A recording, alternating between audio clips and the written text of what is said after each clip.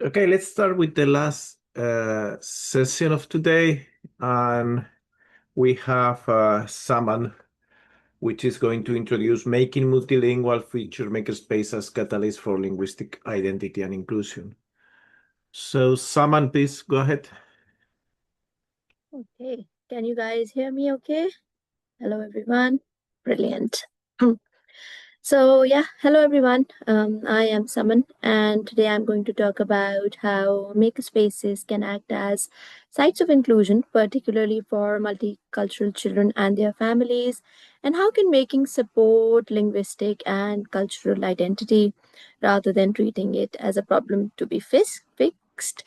This topic really resonates with me because, as a brown woman engineer from Pakistan, now living in the UK, and raising two multilingual children in a very monolingual context, this is not only academic or just work for me, it reflects my lived reality.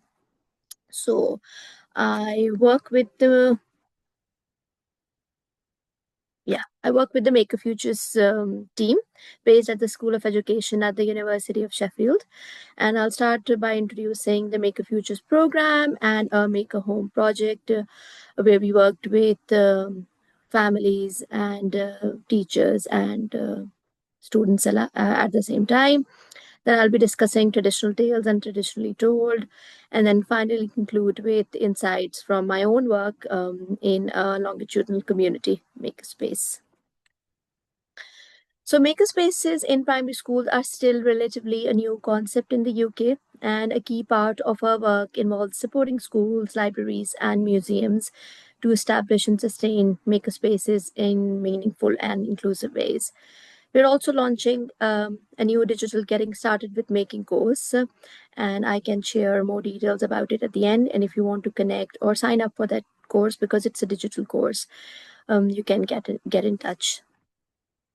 So, what does a maker school look like in practice? We have got quite a few schools in the UK and a few international schools as well. In these schools, children, tinker and make use of a wide range of materials, including electronics, robotics, and digital design and fabrication. However, most of these schools do not have a purpose-built makerspace or fab labs filled with latest technologies. Making is actually happening in their classrooms. It can be like a make a shelf as well. So this has helped to include a lot of children in terms of access of materials, etc. Well, this has increased access because it's not too focused just on technology. It does not always result in equitable or inclusive making experiences for all children. And why do I say that? Because, classroom demographics are changing. And specifically in the UK, approximately 25% of primary schools pupils are multilingual.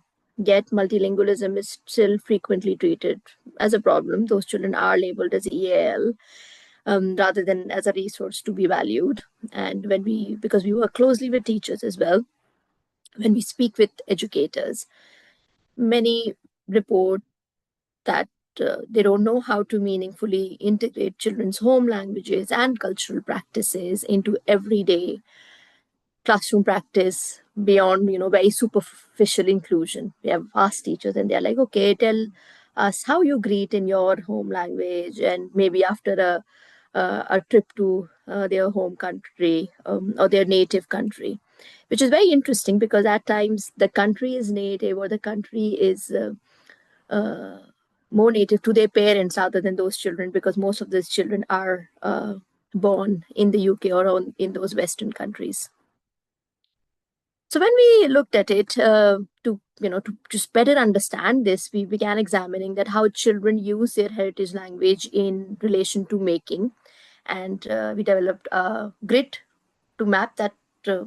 How do making and heritage languages intersect with each other? And in the bottom left quadrant, you can see that heritage language used in non academic settings and in non making settings is still very prevalent. That, for children speaking with their family members back home, this was the most common one. listening to songs, and they can be religious as well in their heritage languages. And for a small number of children, not all of them, they had access to books in their home language. Um, so yes, these practices are very meaningful, but are not very visible to schools and academic uh, spaces. So as we move up, we see that heritage language and making in non-academic settings. Here we found that these practices become more visible within community settings. We see them in community centers, cultural and religious festivals, such as Diwali, and shared everyday practices, specifically around cooking as well. So here, language and culture were more intertwined, but still positioned outside, formal educational spaces. As we come in the bottom right quadrant, heritage languages appear within academic settings, but largely without making. And this is something that most schools are celebrating, whether they are hosting international days, language of the month initiatives, or just celebration of multilingualism, whether it's through International Day, Mother Language Day. So there are quite a few days that are celebrated in most schools. Though the intention is correct, these activities through our interviews with families and children, we found that they're also very superficial, treating languages as something to be displayed rather than lived and practiced, something that you have to wear, like, and I always say to my children that it feels like you have to wear an invisibility cloak, like, for most of uh, the days at school, and just one day you have to celebrate your multicultural or multilingual identity. And that's why when we engaged in projects, we have seen that children are not very confident, because they know that a teacher or educator is only going to ask us a few questions, and that's about it. It's not going to go beyond that. So, what was most striking was this: that the top right quadrant was largely empty, and this is the space where heritage language and making come together within academic settings, within the projects that we started to do. This absence reveals, like, a significant gap in educational practice, and this is how we place our project, Maker Home, and traditional tales and untraditionally told. So I'm going to talk about a Maker Home project. This was the first project that, to be honest, this project was only to blur the boundaries between home and school.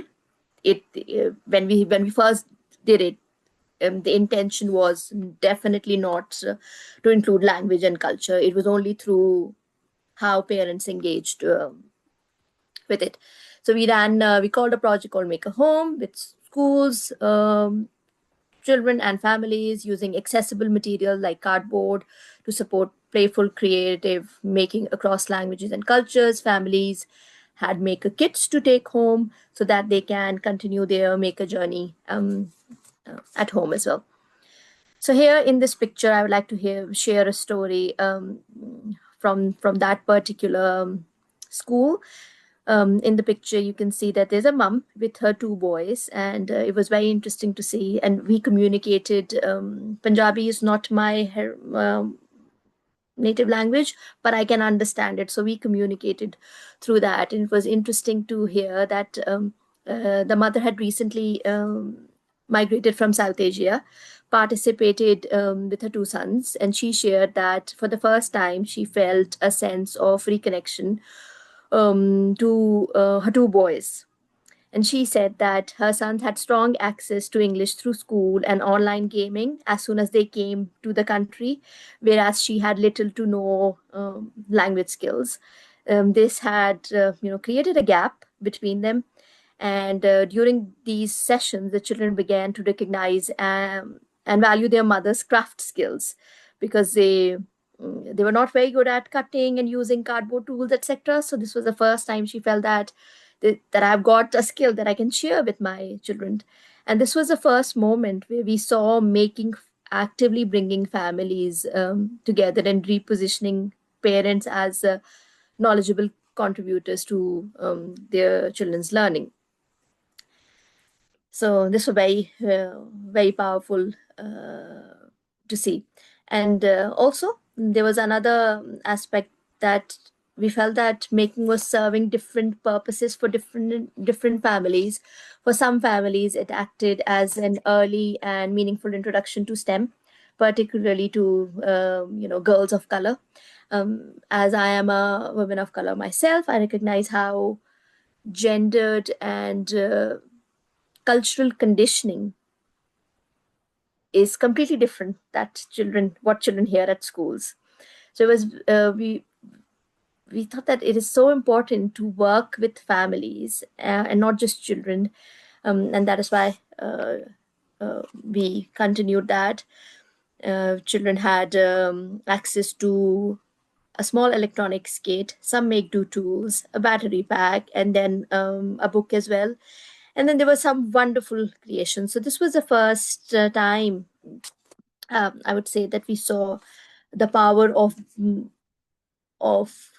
blurring the boundaries of between home and communities, and where parents could be active contributors of knowledge as well. So this is very interesting as well, but this was for a different project that I did here in the UK. I'm not sure how different it is for other parts of the world. That children are labeled as EAL, but they're not always fluent in their heritage languages. So when I did this language portrait activity, I asked children to use anything. I didn't give them a person or a template. I asked them to just make anything and then use it as their language portrait.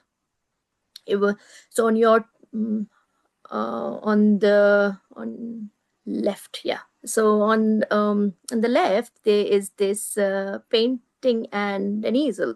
So this little boy said that there are lots of languages that I know that my grandparents speak and my friends speak, and there are lots of languages that I want to learn. And he created a key for it as well. But he said that that canvas is on that easel, which is English, and he colored it orange, and he labeled it as English. And he said that there are a lot of languages that I know that I want to know, but the only way that I can know them is through English, and that's why he colored his paintbrush as orange as well. So yeah, it was very very thought provoking for me. There are many others that you can see here, but I just for the time is really limited. I'll just talk about the digital one. So this child created it in North Piscal, and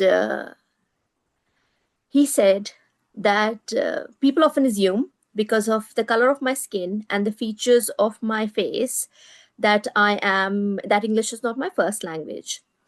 But when in reality, if you notice, I can't see it because I've got that, I've got all of us on the screen. But if you notice on his, when he made the lips, he has just made his heart red, and on his lips, he has just one pixel is red. And he said that's because that's I love my language, but that's the only much that I know that I can speak in my heritage language. I know very very few words, and the rest of it is all English. But just because the way I look and the color of my skin, I am labeled as EL. So and these moments highlight how assumptions about language, identity, and race can oversimplify children's lived experiences. I was really surprised at how thoughtful he was when he was making his portrait, that he said that yes, my heart is my heritage language, but I've just included a little bit of red on my lip because that's what I know. Yeah, I'll move forward. So as I You said, have I 5 minutes. am prominent. Oh, 5 minutes. Yeah. I'll just rush. Sorry. So makerspaces are not culturally neutral. They're deeply rooted in social systems and community histories. I'll quickly go through this traditional tales, untraditionally told workshop. At the end of the session, when there are 2 minutes, just can you give me a heads up? Then again, I'll just share some links in the Okay, chat I will. so that you can scan the QR code from here as well. But in this project, we worked with lots of schools, and we used a lot of digital tools. We used Octo Studio and we used stop motion animation. So we invited parents. We invited parents to recreate either their traditional stories or their new, or just create a new story. To be honest, in my experience, what I've seen that parents were more excited to record in their home language because, as I said, children were more fluent in English in comparison to their heritage language. After this project, a teacher changed her practice and asked parents to bring in packaging from their own homes so that the home corner in the kindergarten, we call it foundation stage 2 reception, here was more representative of children's cultures and languages. I'm going to skip this one. I have used actually Microbit Make Code and Scratch in different languages. And even if your language is not there, you can, just use English alphabets to write in your home language. I don't have time to play it, but this is here as well. A child made this and said that I am making this because they were growing frogs at home as well. So language, coding, and making at the same time. Again, we have used Translate and text-to-speech extension as well to ensure that children use digital tools to develop their heritage language, and even if they want to learn new language as well. This is, again, an example where we have used circuit making, but still in their own cultural context. So they were writing using Play-Doh. Okay, I'm just going to rush through it. So this was, again, about how important it is for children, give children access to materials that is accessible to them, and children just use Octo Studio for that. Okay. And a mom said, my children's ability and confidence to speak in Urdu for the first time in public in order to make their character speak. So it was absolutely wonderful. You have 2 minutes. We had some. Okay. I think I am just going to, yes. So this is a little bit about, I feel like making is like ginger. It expands in all directions. So if we continue to decolonize these maker spaces, it's not going to be helpful for making the STEM landscape more inclusive, but also include the practices of parents. I am just quickly going to stop sharing and just quickly put in the chat the link of the website, and you have got my email address as well. I'll be really, really. So it's how old are these children? So their children are varied age. So primary age children in the UK are from 4 to 11, but we have worked in community settings up to the age of 14. Sorry, I had to rush. I think there was so much. Yeah, but they have access to your slides. So if they want to ask some questions, they can send you an email and they can continue Yeah, discussing. I don't know if they have access to my slides. I'm not sure about that. Should I share my slides if that's helpful here? You can share it with Liz later. Yes. Okay, and that's fine. we will make it public. Yeah. Brilliant. I'm so sorry about rushing, but it was just that the topic is so. Yeah, I'm happy to share them. So do we have any quick question for someone? Because we have only 1 minute. We are going to see the. Thanks so much. Yeah. It's kind of you. I think a question that I have is kind of like double focus, like as a staff member who is like my heritage is being from Mexico, and in like the United States, it's often like asked of these staff members of like create this bridge to this cultural connection, right? Like it's on the individual to make that. How do we as educators start advocating for like we can make the community participate in this way? The community can build these kinds of things. Like what tools have you used to build this kind of infrastructure and like cultural based programming? So there are two sort of ways to do that. We did when we worked with schools, we recruited families and told them about the project, and at the same time, when we did with the communities, we did some free sessions first, and then through those they got to know about the sessions, and then